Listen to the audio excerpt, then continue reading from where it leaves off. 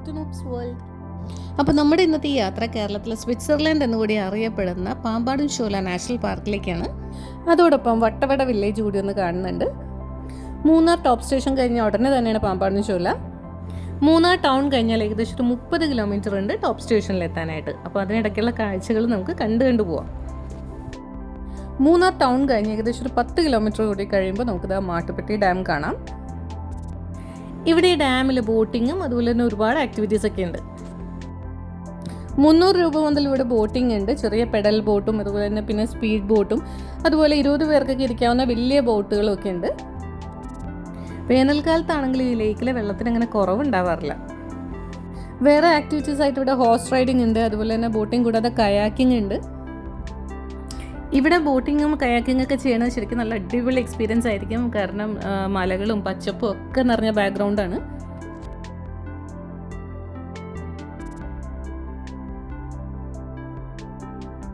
രാവിലെ 9:30 മുതൽ വൈകിട്ട് 5 മണി വരെയാണ് ഡാമിൻ്റെ ടൈമിംഗ്. ഇവിടെ ഈ ലേക്കിന് ചുറ്റുമായിട്ട് ചെറിയ ചെറിയ കടകളും ഷോപ്പിങ്ങിന് പറ്റിയ ചെറിയ സ്റ്റോൾസ് ഒക്കെ ഉണ്ട്. അങ്ങനെ മാട്ടുപ്പെട്ടി ഡാം കഴിഞ്ഞ് വീണ്ടും നമ്മൾ മുന്നോട്ട് പോവുകയാണ്. ഇത്രയും ഭംഗിയുള്ള തേയിലത്തോട്ടങ്ങൾ തന്നെയാണ് മൂന്നാറിൻ്റെ ഏറ്റവും വലിയ പ്രത്യേകത. ലോകത്ത് ശരിക്കും ഏറ്റവും ഭംഗിയുള്ള തേയിലത്തോട്ടങ്ങൾ മൂന്നാറിലെ തന്നെയാണ്. നമ്മുടെ ഒരു സ്വകാര്യ അഹങ്കാരം എന്ന് തന്നെ വേണമെങ്കിൽ പറയാം ഈ മൂന്നാറിലെ തേയിലത്തോട്ടങ്ങൾ. പോകുന്ന വഴിക്ക് അടുത്തതായിട്ട് നമുക്ക് കാണാൻ പറ്റിയ കുണ്ടള ഡാമാണ്.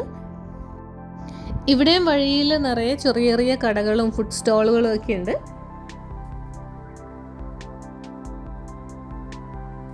മാട്ടുപ്പെട്ടി ഡാമിലെ പോലെ തന്നെ നല്ല സീനിക് ബ്യൂട്ടിയൊക്കെ എൻജോയ് ചെയ്തുകൊണ്ട് ബോട്ടിങ്ങിലുള്ള സൗകര്യം ഇവിടെയുണ്ട്.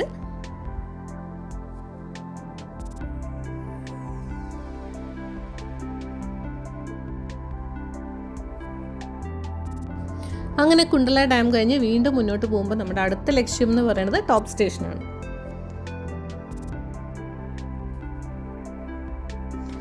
ഹോളിഡേയ്സിൽ മാത്രമല്ല എല്ലാ വീക്കെൻഡ്സിലായാലും മൂന്നാറിൽ നല്ല തിരക്ക് തന്നെയാണ്.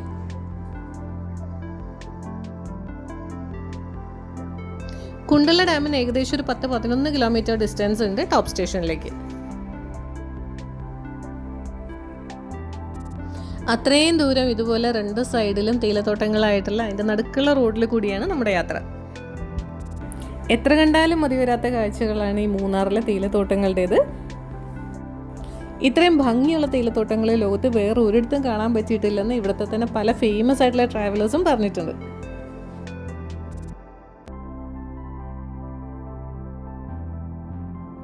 അങ്ങനെ യാത്ര ചെയ്ത് നമ്മളിത് മൂന്നാർ ടോപ്പ് സ്റ്റേഷനിൽ എത്തിയിരിക്കുകയാണ്. ടോപ്പ് സ്റ്റേഷനിൽ ഏകദേശം 1 കിലോമീറ്റർ കൂടി പോയി കഴിഞ്ഞാൽ നമുക്ക് പാമ്പാടും ഷോലയുടെ ഫോറസ്റ്റ് ചെക്ക് പോസ്റ്റ് എത്തും. വട്ടവട ഗ്രാമത്തിലേക്കുള്ളൊരു വെൽക്കം ആർച്ചും കാണാം ഇവിടെ. ചെക്ക് പോസ്റ്റിൽ നമ്മൾ സ്റ്റേ ബുക്ക് ചെയ്ത ഡീറ്റെയിൽസ് ഒക്കെ വെരിഫൈ ചെയ്യാനുണ്ട്. സ്റ്റേ ബുക്ക് ചെയ്യാത്ത ടൂറിസ്റ്റിനൊന്നും നാഷണൽ പാർക്കിലേക്ക് പെർമിഷൻ ഉണ്ടാവില്ല. ഡോക്യുമെൻറ്റ്സ് ഒക്കെ വെരിഫൈ ചെയ്തതിന് ശേഷം നമ്മൾ നാഷണൽ പാർക്കിൻ്റെ എൻട്രൻസ് കടന്നകത്തോട്ട് കയറിയിരിക്കുകയാണ്.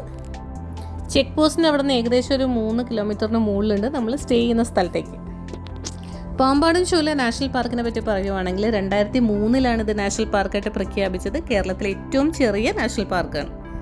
മൂന്നാർ വൈൽഡ് ലൈഫ് ഡിവിഷൻ്റെ കീഴിലുള്ളതാണ്. നാഷണൽ പാർക്കിൻ്റെ ഒരു സൈഡിലെ ബൗണ്ടറി എന്ന് പറയുന്നത് തമിഴ്നാട്ടിലെ കൊടൈക്കനാലാണ്. ഇന്ത്യൻ ഗോർ എന്ന് പറഞ്ഞ കാട്ടുപോത്ത് അഥവാ കാട്ടി ഈ ഏരിയയിൽ കോമൺ ആയിട്ടുള്ള ഒരു മൃഗമാണ്. അതുപോലെ കടുവയും പുലി ആനയൊക്കെ ഉള്ള കാടാണ്. അതുപോലെ നീൽഗിരി മാട്ടി എന്ന് പറയുന്ന വംശനാശ ഭീഷണി നേരിടുന്ന ഒരു സ്പീഷീസാണ്. അതിനെ അപൂർവമായിട്ട് ഇവിടെ കാണാൻ പറ്റും.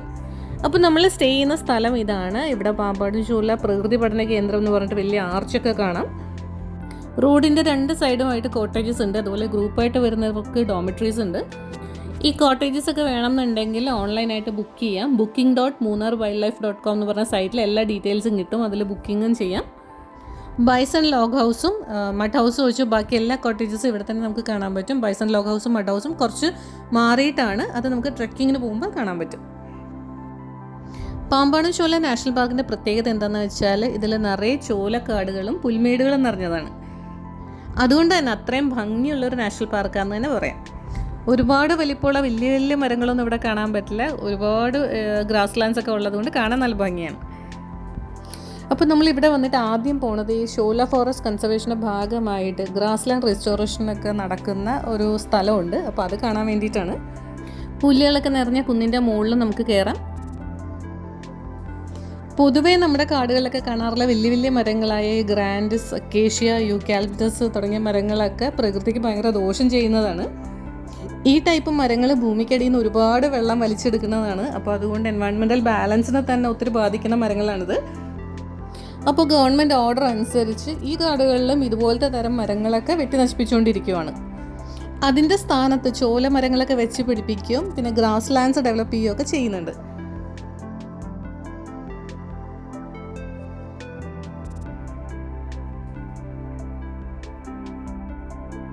അപ്പോൾ ഈ പാമ്പാടുംചോല നാഷണൽ പാർക്കിൽ എക്കോ ടൂറിസം പ്രൊമോട്ട് ചെയ്യുന്ന പ്രകൃതി പഠന കേന്ദ്രത്തിൻ്റെ ഒരു വിഭാഗം തന്നെയുണ്ട്. അപ്പോൾ നമ്മളവിടെ ചെല്ലുമ്പോൾ അവിടുത്തെ ഫോറസ്റ്റ് ഉദ്യോഗസ്ഥർ നമുക്ക് പാമ്പാടുംചോല നാഷണൽ പാർക്കിൻ്റെ പ്രത്യേകതയും പിന്നെ ഈ ചോലക്കാടുകൾ വെച്ച് പിടിപ്പിക്കുന്നതിൻ്റെയും ഗ്രാസ് ലാൻഡ്സ് റിസ്റ്റോർ ചെയ്യുന്നതിൻ്റെയൊക്കെ സിഗ്നിഫിക്കൻസ് ഒക്കെ നമുക്ക് എക്സ്പ്ലെയിൻ ചെയ്തു തരും. പിന്നെ ഇവിടെ ഇടയ്ക്ക് വളരുന്ന കമ്മ്യൂണിസ്റ്റ് പച്ചയും അപ്പൂപ്പൻ താടിയൊക്കെ നശിപ്പിക്കുന്ന കാര്യവും മണ്ണൊലിപ്പ് തടയുന്ന കാര്യം എല്ലാം വിശദമായിട്ട് ഇവിടെ വരുന്നവർക്ക് പറഞ്ഞു കൊടുക്കുന്നുണ്ട്. അതിൻ്റെ പ്രോസസ്സൊക്കെ എക്സ്പ്ലെയിൻ ചെയ്ത് കൊടുക്കുന്നുണ്ട്. പുല്ല് വെച്ച് പിടിപ്പിക്കില്ല ആദ്യത്തെ, അതായത് മഴ വന്നില്ലെങ്കിൽ ഇവിടെ മഴ കിട്ടത്തില്ല.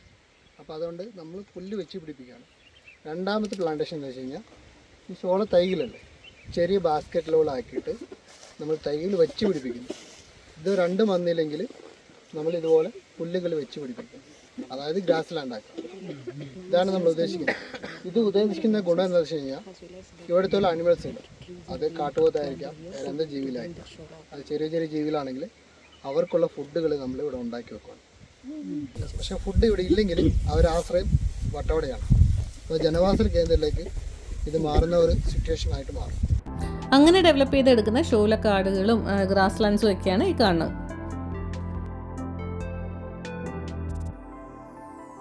മാത്രമല്ല ഒരുപാട് സ്പീഷീസിലെ പക്ഷികളെയൊക്കെ നമുക്കിവിടെ കാണാൻ പറ്റും. ഇത് ലോങ് ടെയിൽ ഷ്രൈക്ക് എന്ന് പറയുന്ന, മലയാളത്തിലെ ചാരക്കുട്ടൻ ഷ്രൈക്ക് എന്ന് പറയുന്ന പക്ഷിയാണ്. ഇവിടെ ഇത് വളരെ കോമൺ ആയിട്ട് കാണുന്നതാണ്. ഇത് grey headed canary fly catcher എന്ന് പറഞ്ഞ പക്ഷിയാണ്. അങ്ങനെ നോക്കിയാൽ ഒരുപാട് എണ്ണത്തിനെ ഇവിടെ കാണാൻ പറ്റും.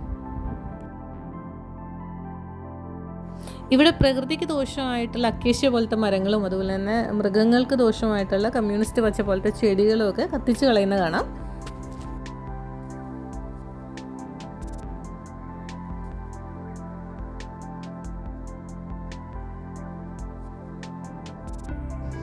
ഈ ഗ്രാസ് ലാൻഡ്സിൻ്റെ ഹൈറ്റിൽ നിന്ന് നോക്കിക്കഴിഞ്ഞാൽ ശരിക്കും അടിപൊളി വ്യൂ ആണ്, പ്രത്യേകിച്ച് സൺസെറ്റിൻ്റെയൊക്കെ സമയമാകുമ്പോൾ.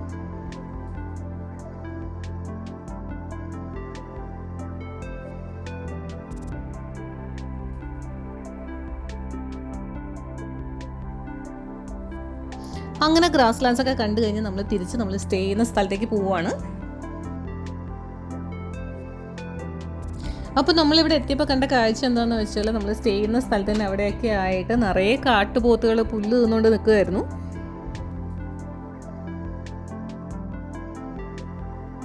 വൈകുന്നേരം ആയപ്പോൾ നല്ല തണുത്ത കാറ്റൊക്കെ വന്ന് തുടങ്ങിയിട്ടുണ്ട്. നല്ല ബ്യൂട്ടിഫുൾ ആയിട്ടുള്ള ലൊക്കേഷനാണ്, നല്ല അടിപൊളി ആംബിയൻസും ആണ്. ശരിക്കും ഇവിടെ സ്റ്റേ ചെയ്യുന്നത് ശരിക്കും നല്ലൊരു എക്സ്പീരിയൻസ് തന്നെയാണ്. പിന്നെ ഇവിടുത്തെ റോഡിൽ കൂടി ഇറങ്ങി നടക്കാൻ പറ്റുക എന്നുള്ളത് ഇവിടെ സ്റ്റേ ചെയ്യുന്നവർക്ക് മാത്രം പറ്റുന്ന കാര്യമാണ്. അല്ലാതെ ഇവിടെ കൂടി പാസ് ചെയ്യുന്ന വണ്ടികൾക്ക് ഇവിടെ നിർത്താനുള്ള പെർമിഷൻ ഇല്ല. ഫുഡൊക്കെ നമുക്ക് ഇവിടെ തന്നെ കിട്ടും. വൈകിട്ട് ഇതാ നമുക്ക് പഴംപൊരിയൊക്കെ കിട്ടി. ഇവിടെയുള്ള കോട്ടേജസ് ഇതൊക്കെയാണ്. അപ്പോൾ ഇതിനോട് ചേർന്ന് തന്നെയായിട്ട് ഡൈനിങ്ങിന് വേണ്ടിയിട്ട് ഒരു സെപ്പറേറ്റ് ബിൽഡിംഗ് ഉണ്ട്, അത് ഇതാണ്.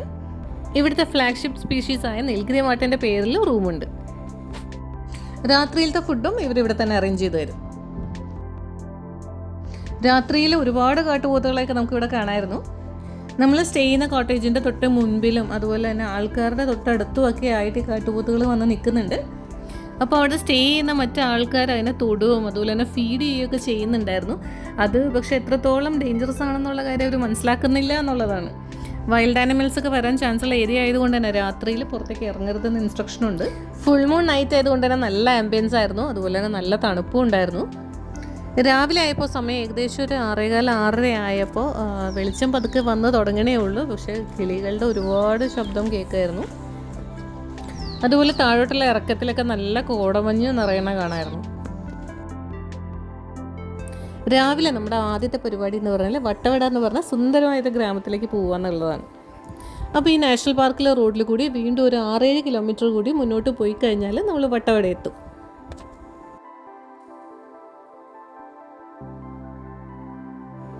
ഇവിടെ നമുക്ക് പല സ്പീഷീസിലെ പക്ഷികളൊക്കെ കാണാം. നിറയെ പച്ചപ്പും പൂക്കളും ഒക്കെ ആയിട്ട് വളരെ ബ്യൂട്ടിഫുൾ ആയിട്ടുള്ളൊരു സ്ഥലമാണ് ഈ വട്ടവട. കേരളത്തിൻ്റെ വിന്റർ വെജിറ്റബിൾ വില്ലേജ് എന്നാണ് വട്ടവട അറിയപ്പെടുന്നത്. തമിഴ്നാട് ബോർഡറിലുള്ള സ്ഥലമാണിത്. ഇവിടുത്തെ സ്ട്രോബെറി ഫാമിംഗ് ആണ് ഏറ്റവും ഫേമസ് ആയിട്ടുള്ളത്. രാവിലത്തെ നല്ല തണുപ്പ് കാരണം ചെടികളിലൊക്കെ മഞ്ഞുതുള്ളിയൊക്കെ ഇരിക്കുന്നത് കാണാം.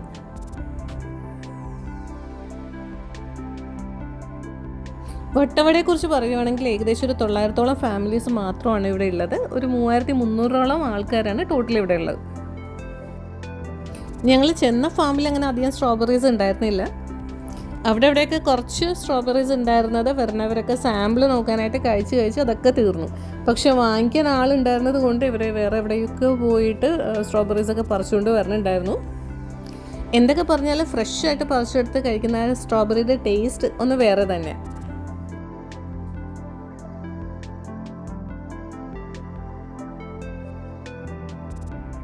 സ്ട്രോബെറി ഫാം വിസിറ്റ് എന്ന പേരിൽ ഇവരുടെ ചെറിയൊരു ഫാമൊക്കെ സെറ്റ് ചെയ്തിട്ടുണ്ട്. ഇവിടെയുള്ള സ്റ്റോളിൽ നിന്ന് നമുക്ക് സ്ട്രോബെറി ജാമും വൈനും ഒക്കെ വാങ്ങിക്കാം.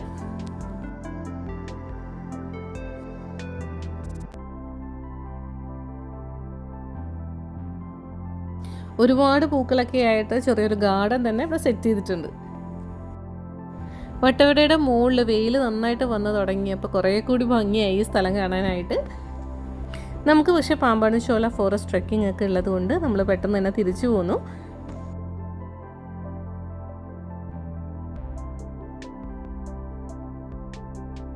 തിരിച്ചു വന്നപ്പോഴത്തേക്കും നമ്മളിവിടെ ബ്രേക്ക്ഫാസ്റ്റ് ഒക്കെ റെഡിയാക്കിയിട്ടുണ്ടായിരുന്നു. അപ്പോൾ ബ്രേക്ക്ഫാസ്റ്റ് ഒക്കെ കഴിച്ച് കഴിഞ്ഞിട്ടാണ് നമ്മൾ പിന്നെ ട്രെക്കിങ്ങിന് പോണത്.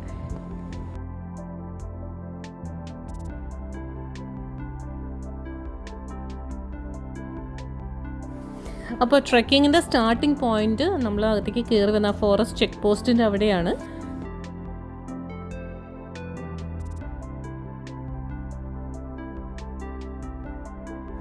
അപ്പോൾ ട്രെക്കിങ്ങിന് പോകുന്നതിന് മുമ്പായിട്ട് ഇവിടെ നമുക്ക് ചെക്ക് പോസ്റ്റിൽ ഡിക്ലറേഷൻ ഫോം സൈൻ ചെയ്ത് കൊടുക്കണം.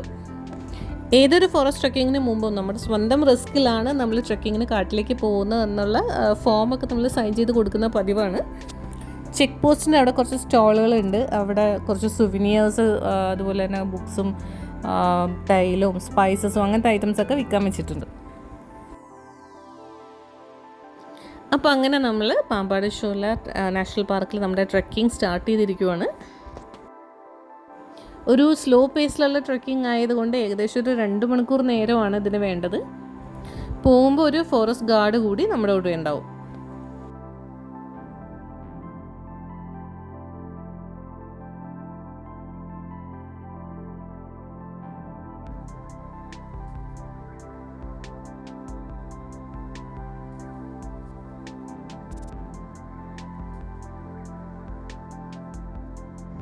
കാട്ടിനുള്ളിലൂടെ യാത്ര ചെയ്യണം, എന്നാലും നടന്നു പോകാൻ ബുദ്ധിമുട്ടുള്ളവർക്കാണെങ്കിൽ ഇവിടെ ജീപ്പുണ്ട്. ജീപ്പ് കിട്ടുന്നത് അതിൻ്റെ അവൈലബിലിറ്റി അനുസരിച്ചിരിക്കും. അതുപോലെ എക്സ്ട്രാ റേറ്റ് കൊടുക്കേണ്ടി വരും. ട്രെക്കിങ്ങിൻ്റെ ഇടയിൽ ഏതെങ്കിലും മൃഗങ്ങളെയോ പക്ഷികളെയോ ഒക്കെ കാണാൻ പറ്റും എന്നൊക്കെ ചെറിയ പ്രതീക്ഷ ഉണ്ടായിരുന്നെങ്കിലും ഒന്നിനെയും കാണാൻ പറ്റിയില്ല. ഇടയ്ക്കിടയ്ക്ക് ഇതുപോലത്തെ കുഞ്ഞു കുഞ്ഞു വാട്ടർഫോൾസ് ഒക്കെ ഉണ്ട്.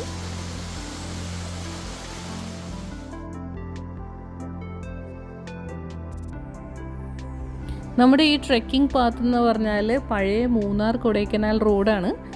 ആ റൂട്ട് ഇപ്പോൾ ക്ലോസ്ഡ് ആയതുകൊണ്ട് ആ വഴിയൊക്കെ ഇപ്പോൾ കാട് പിടിച്ച് കിടക്കുന്ന അവസ്ഥയാണ്.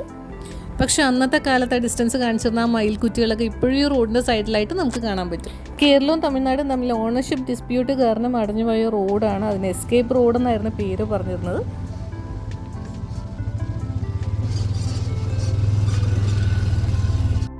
ഇവിടെ നമ്മൾ ട്രെക്കിങ്ങിൻ്റെ ഏകദേശം ഒരു പകുതി വഴിയൊക്കെ ആകുമ്പോഴത്തേക്കും താഴേക്ക് നോക്കിക്കഴിഞ്ഞാൽ ചെറുതായിട്ട് നമ്മൾ സ്റ്റേ ചെയ്യുന്ന സ്ഥലമൊക്കെ ദൂരെയായിട്ട് കാണാൻ പറ്റും. ഇടയ്ക്ക് വാച്ച് ടവർ പോലത്തെ ചെറിയ സ്പോട്ടൊക്കെ ഉണ്ട്.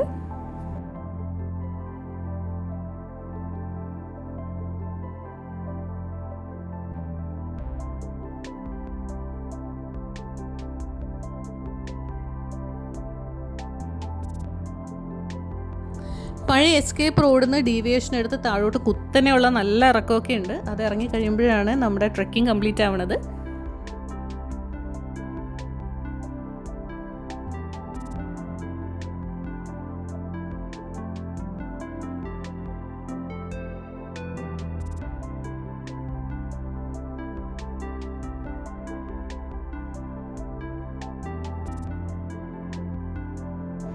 അങ്ങനെ ട്രെക്കിംഗ് ഏകദേശം കഴിയാറാവുമ്പോൾ നമ്മളിത് ആ മഡ് ഹൗസിൻ്റെ അടുത്തെത്തും. അവിടെ തന്നെയായിട്ട് ബൈസൺ ലോഗ് ഹൗസ് എന്ന് പറയുന്ന 2 കോട്ടേജ് കൂടിയുണ്ട്. ഇതിൻ്റെ ബുക്കിംഗ് എല്ലാം ഓൺലൈൻ വഴി ചെയ്യാം. ഈ ബൈസൺ ലോഗ് ഹൗസിനും മഡ് ഹൗസിനും ഒക്കെ ഒരു നൈറ്റിലേക്ക് 5000 രൂപയാണ് റേറ്റ് വരുന്നത്. ഫുഡ് ഇൻക്ലൂഡ് ചെയ്തിട്ടുള്ള റേറ്റാണത്. ഇതിൻ്റെ ഫുൾ ഡീറ്റെയിൽസ് എല്ലാം സൈറ്റിൽ കിട്ടും. അപ്പോൾ അങ്ങനെ നമ്മൾ ട്രെക്കിംഗ് ഒക്കെ കഴിഞ്ഞ് നമ്മൾ സ്റ്റേ ചെയ്യുന്ന സ്ഥലത്ത് തിരിച്ചെത്തി. അങ്ങനെ ഉച്ചയായപ്പോഴത്തേക്കും നമ്മുടെ ലഞ്ചും ഒക്കെ റെഡിയാണ് ഇവിടെ. അപ്പോൾ നമുക്കിത് താഴെ എത്തിക്കഴിഞ്ഞാൽ മുകളിലായിട്ട് ദൂരെ ബൈസൺ ലോഗ് ഹൗസും മഡ് ഹൗസും ഒക്കെ കാണാം.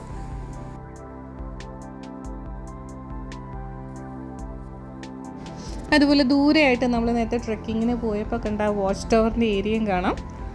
അത് കാണുമ്പോഴാണ് ട്രെക്കിങ്ങിന് പോയപ്പോൾ നമ്മൾ എത്ര ഹൈറ്റിൽ കൂടിയാണ് പോയതെന്ന് മനസ്സിലാവുന്നത്. അപ്പോൾ അങ്ങനെ ഒരു ബ്യൂട്ടിഫുൾ എക്സ്പീരിയൻസ് തന്നെയാണ് ഈ പാമ്പാടും ഷോല നാഷണൽ പാർക്കിൽ സ്റ്റേ. തിരിച്ചു പോരാൻ നേരത്ത് വൈകിട്ടായപ്പോഴത്തേക്കും എങ്ങും നല്ല കോടമഞ്ഞ് വന്ന് നിറഞ്ഞു നിൽക്കുന്ന അവസ്ഥയായിരുന്നു. ടോപ്പ് സ്റ്റേഷനിലെത്തിയപ്പോഴും താഴോട്ട് ഇറങ്ങിയപ്പോഴും എല്ലാം തേയിലത്തോട്ടങ്ങളൊക്കെ കോട വന്ന് മൂടിയിരിക്കുമായിരുന്നു. അപ്പോൾ ഇതൊക്കെയാണ് പാമ്പാടും ഷോല നാഷണൽ പാർക്കിലെയും വട്ടവടയിലെയും വിശേഷങ്ങൾ. വീഡിയോ ഇഷ്ടമായാൽ ലൈക്ക് ചെയ്യാനും ഷെയർ ചെയ്യാനും കമൻറ്റ് ചെയ്യാനും മറക്കരുത്. അതുപോലെ ഇനി നൂബ്സ് വേൾഡ് സബ്സ്ക്രൈബ് ചെയ്തിട്ടില്ലെങ്കിൽ പ്ലീസ് സബ്സ്ക്രൈബ്. Thank you.